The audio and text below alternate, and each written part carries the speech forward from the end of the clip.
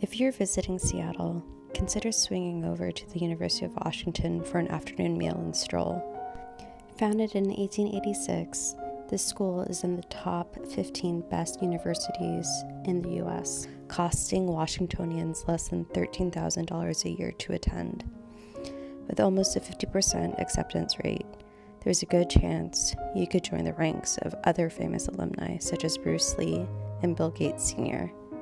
And that's senior, not junior, although if you tour the campus, you'll notice that Microsoft and their founders have funded much of the school's newer buildings, including the Paul Allen Electrical Engineering Building, the Mary Gates Computer Science Building, and the Bill Gates Senior Law Library.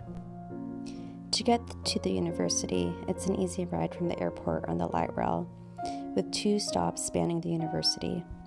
The University of Washington stop, which is near to the sports stadium and the medical centers, and the University of District stop, which is central to the Ave and close to the main campus.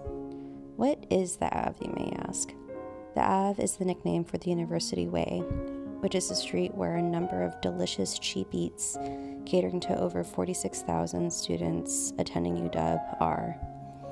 If you want tried and true restaurants, try the Pad Kee Mao at Tai Tom or Euros from Aladdin. Bars that have been around forever include Big Time, Schultz's, and Finn McCool's. 2 blocks up from the Ave is the main campus. While you may get overwhelmed by some of the brutalist architecture left over from the 70s, there's plenty of beautiful and interesting buildings to see. In the quad, seen here, it's not the Gothic architecture that brings crowds every year, but the beautiful cherry blossoms that peak every March.